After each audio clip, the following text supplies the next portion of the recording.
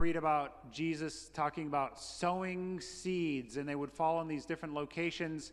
And so a good harvest back in these days, sowing seed, the way that they would sow seed was 10 times. If you got 10 times the crop, that was a good harvest. And so this is going to be mind-blowing when Jesus talks about the returns that they're getting. He's talking about 30, 60, 100. So people are going to be like, dude, a good harvest is 10. What are you talking about, these huge numbers, all right? All right, yeah, if you flip open your handout, the parable of the soils. So again, I'm going to skip to the next page here. Raise your hand. Tell me one of the locations that the seed falls on. All right, maybe you remember it. What's the location? All right, it falls among rocks, the good soil, the weeds, the path. Okay. Did we say, okay, the weeds would be like the thorns? Yeah, there you go. There's 4 places that the seed is going to fall upon. And so I'll click on this and it'll show you the answer. These are different reactions to the gospel. So maybe you've shared the gospel with a friend or a family member.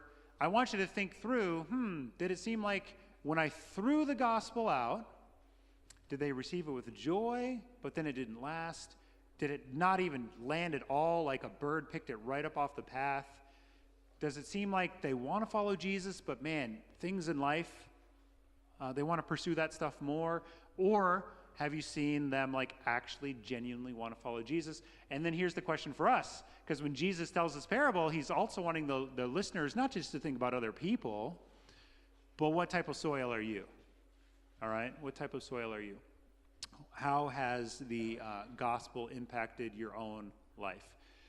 So anyway, these are some of the meanings that are possible meanings of the parable of the soils.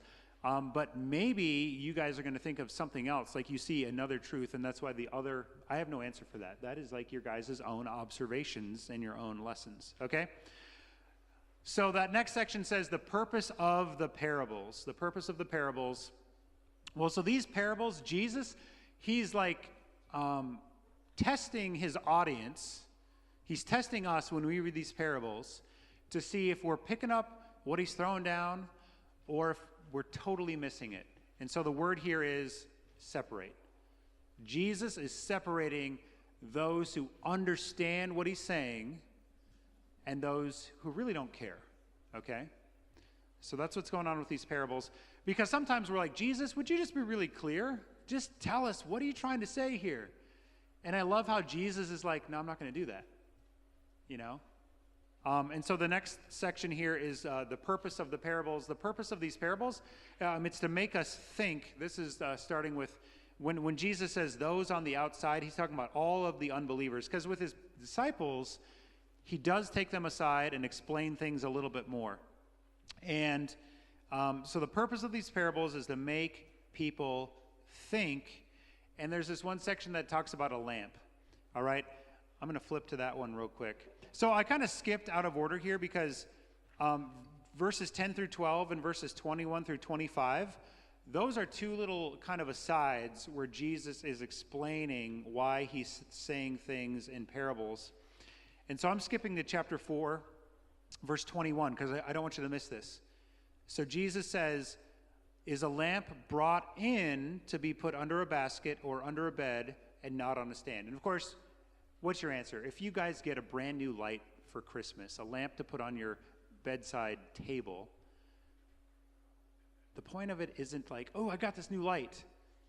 I'm going to bury it in the hamper under all my clothes. It's like, no, that's not why they gave you the light, right? So at first this is like, okay, yeah, Jesus, right, don't hide the light. Verse 22, for nothing is hidden except to be made manifest, nor is anything secret except to come to light. All right, so I'm going to just ask you guys, what do you think is happening here? Think about light being hidden, but it's not going to be hidden. What do you think Jesus is talking about? What's that? Himself? Okay, yeah. Because already in the Gospel of Mark, we've seen him telling demons like, shh, be quiet, right? Stop saying who I am. And he's even told the guy that he healed from leprosy, like, don't go and tell people. And he goes and tells people.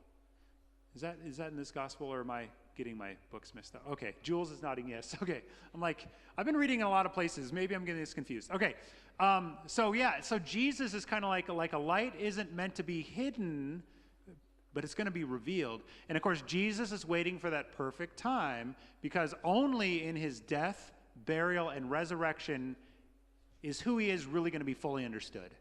And that's why he's really slowly teaching us who he is, okay? So Jesus is this lamp that's going to be revealed. He's the secret that's going to be brought to light. So I just want to make sure that you're not going to miss that. All right. I want to illustrate this one part where it says, to the one who, verse 25, to the one who has, more will be given, and from the one who has not, even what he has will be taken away. So I have $500 in my pocket tonight. That's a receipt. Just wait, keep digging. Dig a little deeper. $500 right here. Okay, here's the thing. This is Greek money. And so this is 500 drachmas. Still $500, okay? Now here's the deal. And maybe you guys saw this. I saw this video on the internet somewhere. But there was a little boy. He had a $1 bill, and he ripped it up into 5 pieces. And his mom said, why did you do that? Okay, so imagine if I ripped this $500 bill into 5 pieces. Here's what the little boy was thinking. Well, now I have $5 because he ripped it up into 5 pieces. And his mom's like, no, that's not how it works. So if I ripped up this 500 drachma bill, I don't suddenly have 2,500 drachmas, right? Actually, I have 0 because I ruined it. So I don't think this mother would give her son more money. If he's ripping up a $1 bill, is she going to give him a 5? Is she going to give him a 10? No. And so Jesus is saying, like, look, to the one who is starting to catch in on and understand who I am, I'm going to entrust more truth to them, more of myself to them, more of everything to them. The one who doesn't understand who I am, if I give them a little bit of truth and they throw it back in my face, if I give them a little bit of truth and they're calling me Satan, or the prince of demons, okay, I'm not going to give them any more truth. Does that make sense? And so the more you understand, I think the more that Jesus is like, okay, you're ready for step 2. By the way, I had to look it up. One US dollar is worth 326 drachmas. So this $500 bill isn't even worth $2. Oh, sad. Just when I thought. No, my mom gave it to me a long, long time ago, so I'm going to keep it. It's special. It's special for me. All right. Okay. The parable of the seed growing. I'm just going to let you guys read through that and figure it out. There's no blanks for you guys. The parable of the mustard seed. Again, this is one where a lot of people like to ridicule this parable of Jesus, because Jesus will say, like, the mustard seed is the smallest of all seeds. Let's see here. Where does he say this? Sown on the ground. Smallest of all the seeds on the earth. So in verse 31, so Jesus says it's the smallest of all seeds on the earth. So Jesus, he's not trying to say, like, if you search the earth, you're not going to find a smaller seed. He's using a seed that in his region and in his area is a popular illustration. Like, people would always say, if something was small, they'd compare it to a mustard seed. So he's using something like, I don't know, in our day, what we would say, like, we have the phrase like a mighty mouse, right? Like, we think of a mouse as weak, but we say a mighty mouse. And so, like, whatever a popular illustration that we use today, I mean, if you used that 1,000 years ago and people would have been like, that makes no sense. But to us, it makes sense. Actually, here's one that you guys use all the time, and I say it wrong. You guys are always like, bruh, right? There, thank you. Okay. Dude, like, that makes sense now, but I don't know if it'll make sense in 500 years, and I'm sure it didn't make sense back in Jesus' day. People have been like, what are you doing? But it's a popular thing. So Jesus is using a popular illustration of his day.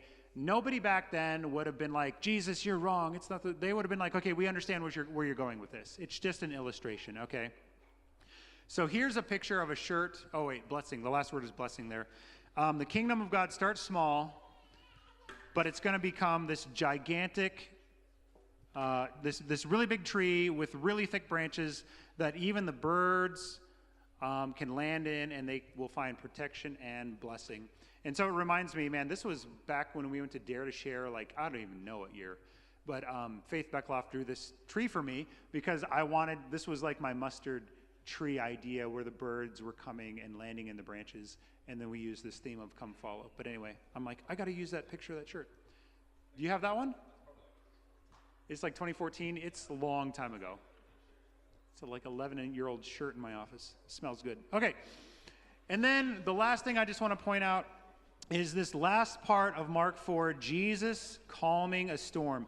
And there's all kinds of lessons and all kinds of observations you guys can make from Jesus calming a storm. And so actually this last part of Mark 4, it's going into a section where Jesus is going to start performing a lot of miracles.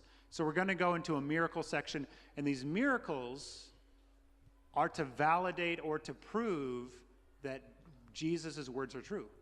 He's backing up everything he's saying by demonstrating his power. So that's why suddenly he's doing these miracles. This great windstorm that comes, I think it's really interesting. The same word that he says to the storm, to be still. So the translators said be still, but really it's the same Greek word that he used on the unclean spirit, to be silent. And really that Greek word means to be muzzled. And so some people think that there very well could have been a demonic element to this sudden storm that comes upon them, because he tells the storm not just to be still, but to be muzzled, be silent. Okay, that's really an interesting thing. And some of these things you'll only discover if you actually say, like, what's that word look like in Greek? And you'll find these things. And then the last thing is Jesus. He's sleeping. It shows he's fully human. And there's chaos. And the disciples are essentially saying, you don't care at all that we die? You don't even care about us, Jesus? Like, it's a really kind of a harsh way that they're saying this to Jesus. Like, don't you even care that we die? And Jesus then really kind of rebukes them and says, where is your faith? Because Jesus is right there with them in the boat. They should have complete confidence in God like Jesus does. Jesus has so much confidence in God, he's sleeping. So Jesus says, have you still no faith? And I really like this quote that was in this commentary. It's the very last thing. It says, although Jesus may not always appear to be present or to care, he will deliver his people who are in various kinds of trouble. Therefore, his disciples should never doubt. Every event that you read about the disciples in Mark, you need to read it putting yourself in the situation. Okay? Would I have also been fearful? And the answer is, yeah, we probably would have. But we get to have this vantage point as the readers. Like, we already know how the story ends, but we've got to remember the disciples in the middle of it, they didn't know how it was going to end. And so with this last one, I just want us to think for a minute, what kind of like trials, struggles, hardships are you going through right now? Like, this is when we ask the application question, what should I do with this? I think the answer is to realize that sometimes you feel like Jesus is asleep. Sometimes you feel like, Jesus, do you even care? And you got to remember that he does. He does care. He actually does care. And instead of us coming at him and saying, don't you even care? Jesus is saying, have faith in me. Trust me. Don't doubt. I've got you. I'm with you. I'm close. Even though things aren't going the way that we'd want them to go. And so I just want to encourage you guys with that. Whatever trial, difficulty, struggle you're going through, Jesus is close. Jesus does care. Don't believe the lie that he doesn't. Okay? All right, so with that, let's go ahead and go into our small groups, and then you guys are going to read and retell and then answer the questions about this chapter.